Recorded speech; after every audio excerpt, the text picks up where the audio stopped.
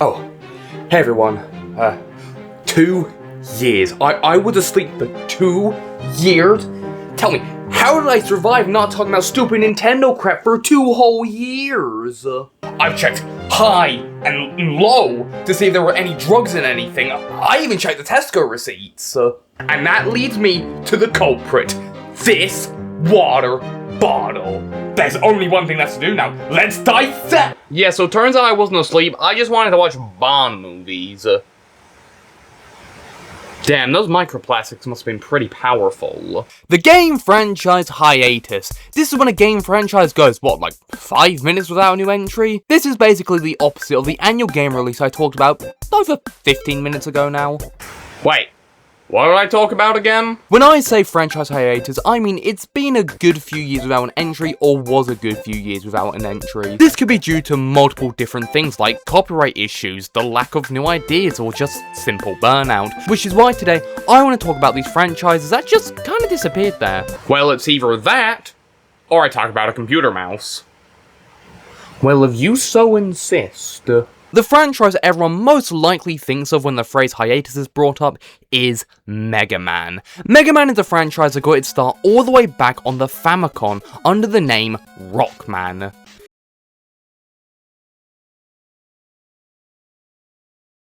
Yeah, Pebbles. Yeah, I really don't know who looked at this and thought, rocks. When the game was brought over to the NES in 1987, the name was changed to Mega Man, and from there it just wouldn't stop. We got at least 40 games to 130 if you include spin-offs from 1987 to 2010. Yeah! No shit, they ran out of ideas! After the release of Mega Man 10 in 2010, the franchise went silent when the franchise creator, Keiji Inafune, left Capcom. Many Mega Man games were announced during this time, like Mega Man Universe, which was a level maker which was cancelled on the 31st of March 2011, despite being basically finished. Cancelled seemed to be the hot phrase with Mega Man at this time, as that was the outcome of every Mega Man game announced at this time. For 7 years, we basically had nothing Mega Man related. Now, we made a few cameos over the years, like in Street Fighter, Cross Tekken, and of course Super Smash Bros, but for mainline games, nothing. That was of course until 2017, when on December 4th, Mega Man 11 got announced, and this was big. Finally, after 7 years of nothing but cancelled projects, we finally got a new game, which released on the 2nd of October 2018 for PS4, Xbox One, PC, and Nintendo Switch. Oh, and of course the best gaming platform, Amazon Luna in 2021. And not the N-Gage? Since then, we've had a lot of collections released, like the Mega Man Battle Legacy Collection. Oh, my bad, I forgot to cheer. We also got the announcement of Mega Man Dual Overdrive, aka Mega Man 12. So it seems things are doing pretty well for Mega Man now. How about another NES classic, Metroid? The first Metroid came out in 1986 for the NES, and this game is a classic. And doesn't really age well in my opinion. I've played a lot of NES games, and a lot of them being stone cold classics, and I just never liked this one. It's confusing and nonsensical. It really suffers from the lack of a map. Like, I thought Legend of Zelda had aged poorly, but Metroid is worse. Anyway, from there we had a consistent streak of games. Metroid 2 Samus Returns on the Game Boy in 1991, Super Metroid in 1994, Metroid Prime and Fusion in 2002, Metroid Prime 2 in 2004, and Metroid Prime 3 in 2007. Are you noticing a pattern here? Hang on a minute. Samus is a girl? All the games have been good so far. Well, kinda. You know what that means. Let's fuck it up! In 2010, Metroid Other M released, and do you hear that? The death of the franchise!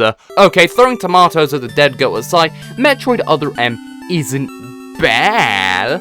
The plot's not good, the controls are worse, but that's not important. After the release of Other M, the franchise fell into a hiatus that lasted 11 years, granted with a few smaller projects released during that time, mainly Metroid Samus Returns for the Nintendo 3DS, a full remake of the Game Boy classic. Oh, and how could I forget Metroid Prime Federation Force for the Nintendo 3DS, a teamwork game.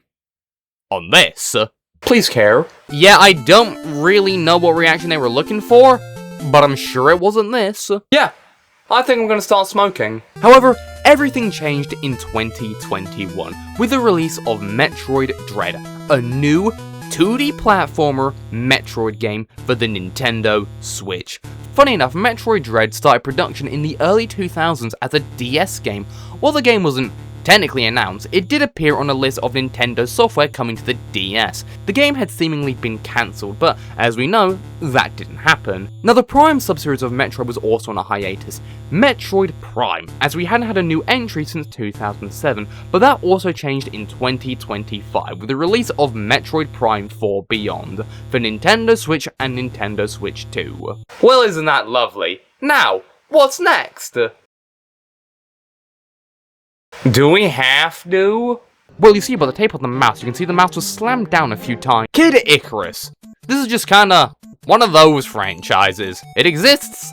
Not much else you can really say. The first game was released in 1986 for the Famicom Disk System, before making its way over to the NES in 1987. And you know what? Us Europeans got it in February, as opposed to America who got it in July. Is that a win or a loss? It's just kinda one of those NES games. A true classic to many, and it's just not very good. Can we just agree?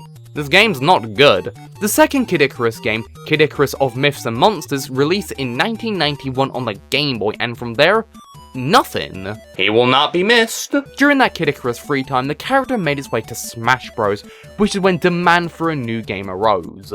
Really? Yeah, that's kind of the thing. How many people actually wanted a new Kid Icarus game?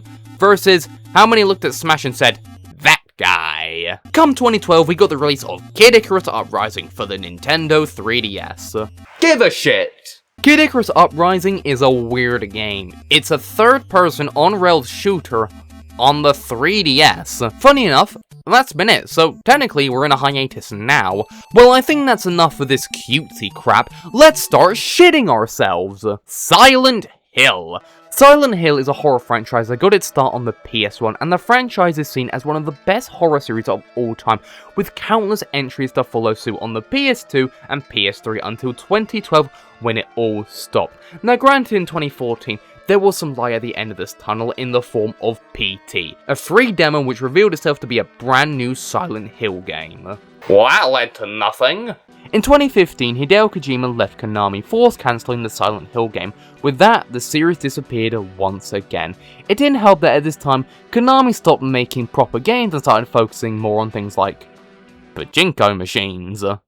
I'll stick to Baccarat. In 2023 though, the thing that all Silent Hill fans were waiting for, Silent Hill Ascension, a brand new interactive TV show.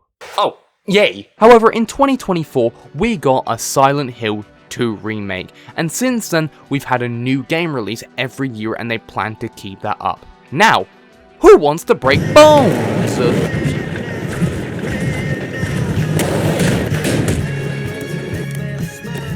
Skate's the name and is my favourite sports game, and of course when I say skate, of course I mean Skate 3. This game is an absolute classic and is so fun, especially when you're doing anything other than skating.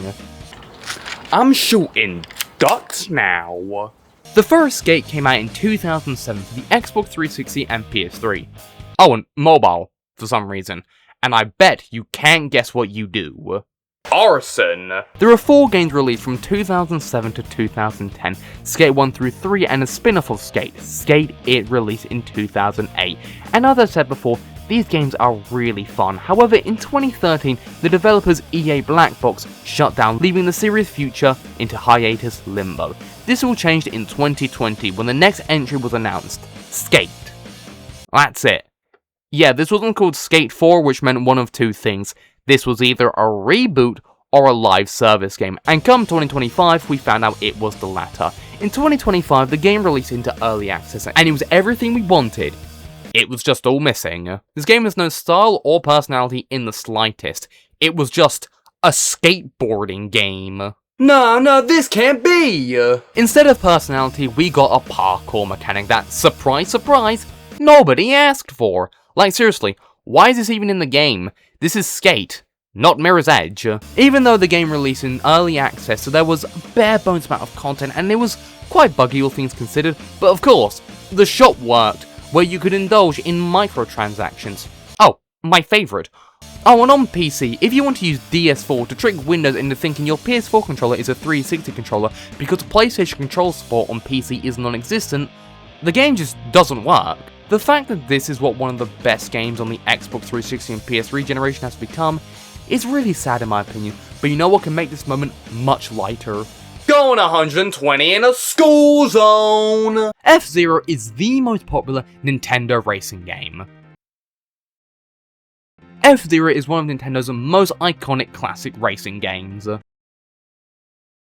F-Zero is Nintendo's first racing game. Oh god damn it. F-Zero is one of Nintendo's most iconic racing game franchises ever. Even if you've never played it, you've played what's inspired by it. However, the following entries never reached the heights of the popularity the first game did. Why? Mario Kart. If Mario Kart is for the normies and casuals, F-Zero is for the hardcore gamers, aka the people that never shower. From 1990 to 2004, we had 6 F-Zero games. This varied between console games and handheld games, and the last console game being F-Zero GX released in 2003 for the GameCube. And that was it for a while. All we had was re-releases and Captain Falcon coming to Smash Bros as well as his car coming to Mario Kart. Well, that's embarrassing. Your car? No, not you being put in your replacement game, even having some levels based on F-Zero as part of DLC. Well, that's a kick in the balls if I've ever seen it. Then again, I didn't really bother with PE at school. Finally, after 19 years of waiting, we got a new F-Zero game, F-Zero 99. A Battle Royale version of the first F-Zero game. Well, that was fun while it lasted.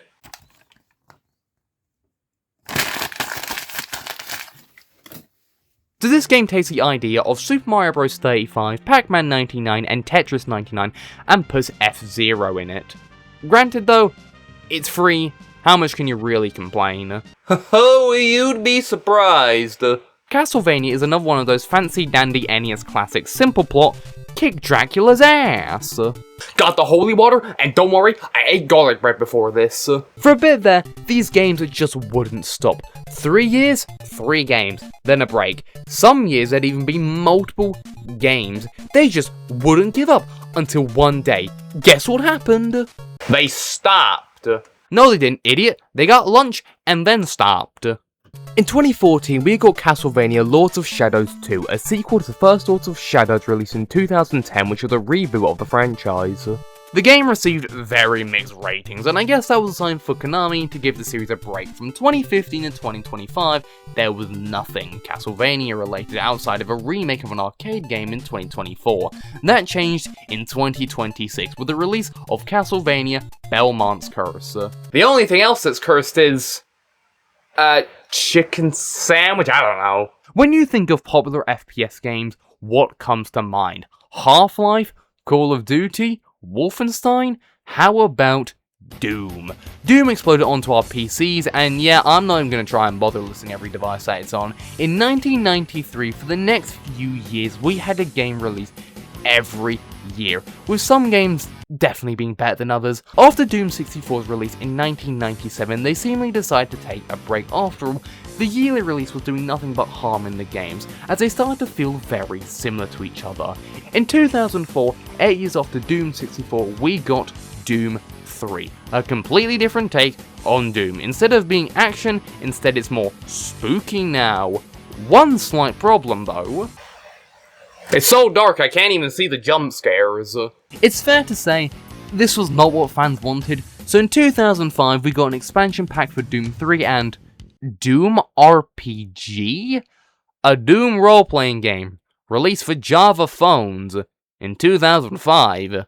You know, when phones looked like this. Then again, I guess it's better making something for the hardware instead of trying to port something that just won't work properly. Sounds like half the Doom ports, actually. And that's all we got for a few years there, outside of a new Doom 2 expansion, mobile games, including Doom 2 RPG. Oh, yes!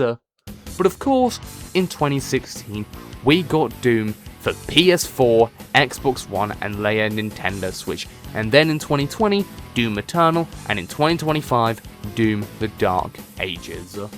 And that's a couple franchises that kinda just disappeared there. Like socks. Now I'm not gonna act like, oh, I'm so upset that it's been so many years since the last game. Look, I'm already waiting for the next Bond film. But I can understand why so many people are upset waiting years for the next entry in their favourite series, but it's usually for the better. Because, I mean, every company's gonna have to really put the effort in to go against the next big release. Doom 3 RPG for the Apple Vision Pro.